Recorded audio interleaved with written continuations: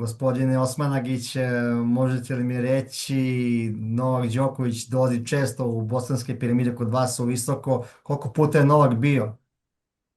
Dobar dan, Radovane. Jeste najbolji teniser svijeta svih vremena.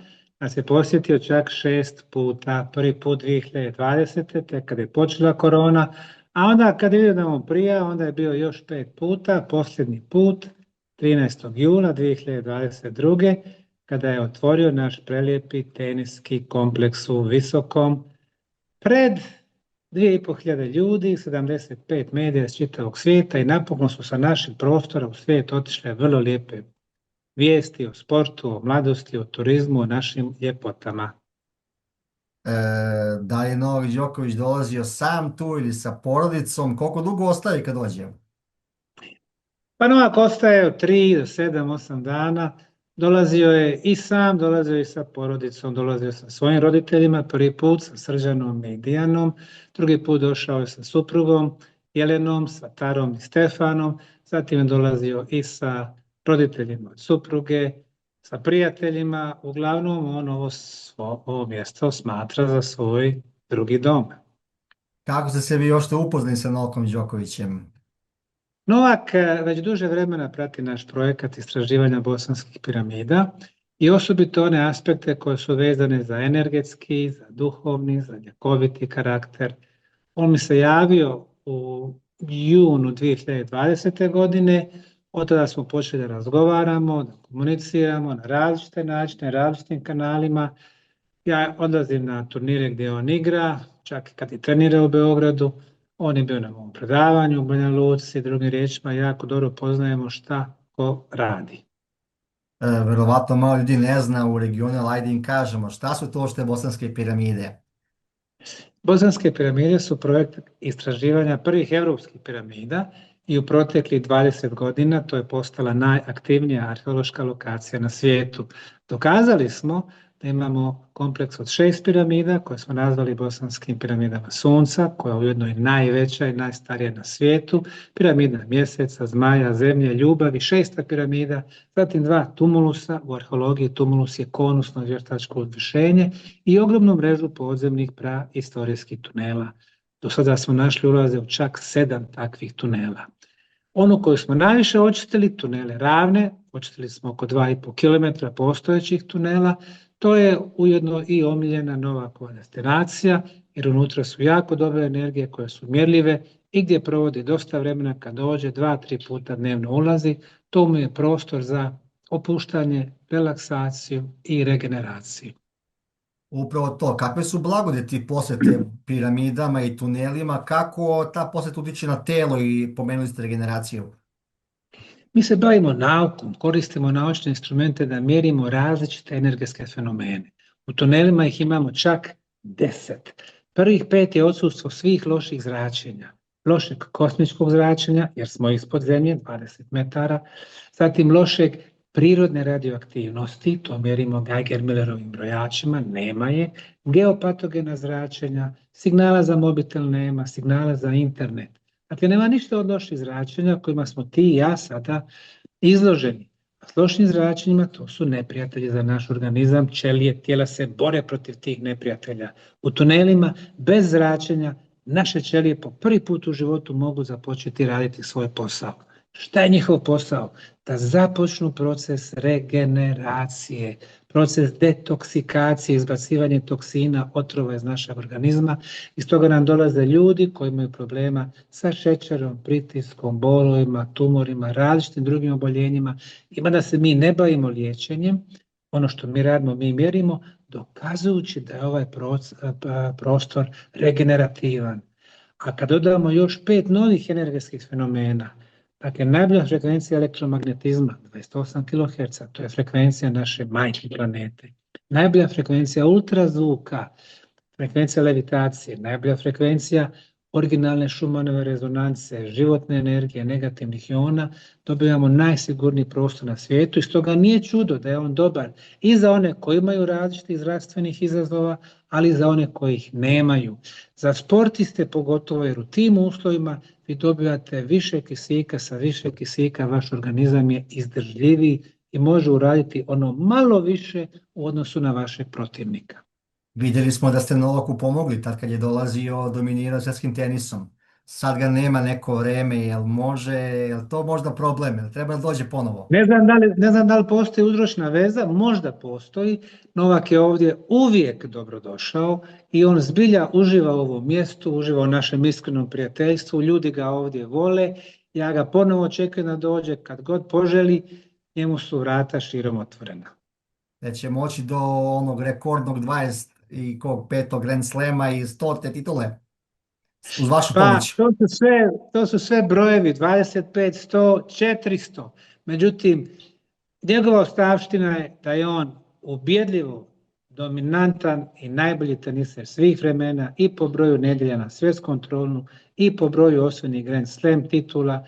Tako da ima drugi niz rekorda, međutim on je dokazao i svojim stavom da je čovjek, da pomaže drugima, da je humanitarac, da je zbilja primjer u mnogim oblastima. On je čovjek koji vodi računa šta jede, šta pije, šta misli, šta govori, kuda se kreće i stoga mene i ne čudi da ovim poznim 30. godinama još uvijek je na samom vrhu svjetskog tenisa. Vidjeli smo da Novak i hoda bos kad je napolju na piramidama. Šta radi u tunelima? Pa I zašto kad hoda hoda? bos, Da. kad hoda bos u našem lijepom parku, to je park sa 100.000 kvadratnih metara, najljepši u Europi, jako puno travnatih površina, lijepo se spojiti sa zemljom, a imamo i posebnu vodenu stazu za masažu stopala. Kad se izujete, skinete čarape, hodate, to vam je hladna voda, to su kamenčići koji pomažu cirkulaciji krvi. A sve što je dobro za ljudski organizam, Novak želi da isproba. A kad je u tunelima, osim ovih redovnih turističkih tura, voli sa mnom ponekad ući na ekspedicije, da idemo u one dijelove tunela koji su zatvoreni za javnost i koji su stvarno pravi izazov za svakoga, pa i za njega je jedna takva ekspedicija kad smo hodali kroz vodu, pa smo se provlačili ispod stijena. Nije bilo opasno, ali je bilo vrlo interesantno za gledati, tako da mi je drago da mi pravi društvo na takvim ekspedicijama. I kako mu sad vi možete pomoći da se vrati na pravi kolosek kad dođe? Je to taj A recept? prvo, on je taj koji će pomoći sam sebi i on to jako dobro zna. A kod nas on ima prijateljstvo, ima podršku, mi redovno pratimo gdje igra, kakvi su rezultati, šaljemo mu uvijek dobre želje, dobru energiju. A naravno, ako se odluči da ponovo dođe, tuneli ga čekaju i ja sam uvjeren da će on imati još nekoliko godina odličnog tenisa ispred sebe. Pomenuli ste Blavoti koji imate tu i hrana i voda su također, jel tako? Tako je, voda je jako bitna. Voda koju mi pijemo, ona vibrira nisko jer je puna hlora, puna je flora, puna je ostataka teških metala, puna je plastike. To je nažalost naša gradska voda. Voda iz tunela je visoko vibrirajuća, ja je zovem sretna voda, happy water. Ona ima prelijepu heksagonalnu strukturu sa kristalnom prelijepom strukturom i to je voda koja je takva da zbilja podiže vibraciju organizma. To Novak zna i kad god smo u prilici mi mu ili pošaljemo tu vodu u Beograd, a ima je i ovdje.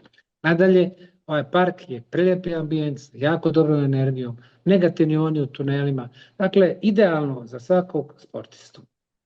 Sve je to lepo i prirodno, ali nažalost u tenisu ima i onih tenisera poput Janika Sinera koji koriste i razna nedozvoljena sredstva. Šta njima ima da poručite? Ali treba da dođu i oni umjesto da koriste sve i svašta. Da. Meni je žao što neki ljudi pokušavaju prečicom da dođu do vrha, ne ulazeći je li tu riječ o Sineru ili ne, ali mislim da ako čovjek posveti pažnju svome tijelu, da ga posmatra kao hram, a ako želi najveće uspjehe, normalno to se mora odraziti u radu.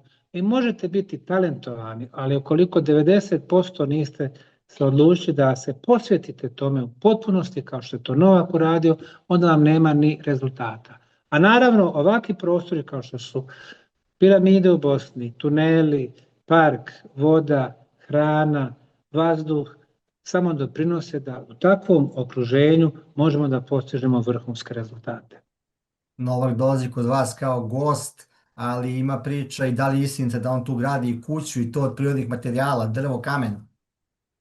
Novak je ovdje domaćin, on ima svoj privatan prostor, on je uvijek dobrodošao, on zna da su naša srca i vrata otvorena za njega, ima potpunu privatnost, tako da ne mogu da vam kažem dalje, ali on ima svoj kutak ovdje u Visoku. Pesma Divljih jagoda Piramida, znate za pesmu i pretpostavljam da znate, tu je Kako da istina. ne, imamo različite pjesme u različitim žanrovima, od rock muzike do sevdalinki, do pop muzike, do palada. Imamo jednu sad novu hip-hop, Pyramid Dance, i to zahvata sve dijelove života, i muzike, i sporta. Recimo mi organizujemo Pyramid Trail, hodanje i trčanje, Pyramid Cup u rukometu, u ženskom tenisu svakog jula, u odbojci, u košarci, u basketu. To postaje brand name. Vidim i vaš zaštitni znak je šešir, imate ga i sad tokom našeg razgovora. Koliko imate šešira? Pa ovo je šešir kojeg sam počeo da nosim 90. godina, to je riječ o kožnom šeširu iz Arizone, ovako Indijanci ga prave, i pokazao se jako koristan. Ja sam 90. 2000. 2010. i nadalje često putovao po različitim lokacijama piramida u svijetu, pa bez obzira da li ste u pustinjama Perua ili Egipta, šešir vam dobro dođe kao odbrana od sunca. Da li ste u džunglama Gvatemale, Hondurasa, Kambođe, Meksika, El Salvadora, kad prolazite kroz šumu, dobar vam je zbog one paučine. Kada ste izloženi kiši, dobar je kao zaštita od kiše. Dakle, u svim vremenskim uslovima šešir je jako koristan. A vremenom postao je zaštitni znak, tako da evo i danas sam ga stavio da možemo porazgovarati, da vas ljudi lakše prepoznaju. Šta je Novakov šešir? Šta je njegova zaštita? Pa Novaku sam poklonio svoj šešir kad mi je on poklonio svoj reket, tako da ono čime se bavimo, što nam je zaštitni znak, smo poklonili jednom drugom. Međutim, Novak kad je ovdje, on je obično s onim svojim kačketima, brand name i tako dalje, vjerojatno ima obaveza prema sponzorima i to je sasvim u redu. Pogotovo kad su sunčani dani, a on je ovdje uglavnom u ljetnim danima, tako da je dobro što ga ima kao zaštitu. Mislio sam šta je Novakova figurativna zaštita, šta je njegov šešir, ono što ga čuva i što mu pomaže i donosi sreću. Pa prije svega on sam, jer on toliko radi na sebi, u svim aspektima, otvorene za sva drugačija, nova znanja i sve što može da iskoristi, on napravi selekciju i to koristi. Počeo od toga šta jede, kako se druži sa drugima, da li ih komentariše, da li sudi o njima ili ne, šta pije, tako da od njega se ima šta naučiti. To je to, gospodin Osmanić. Hvala vama puno na razgovoru. Nadam se da se vidimo i uživo sa Novakom kad bude tu kod vas. Dođite nam, Radovane, uvijek ste dobro došli i vi. Hvala vam puno. Molim.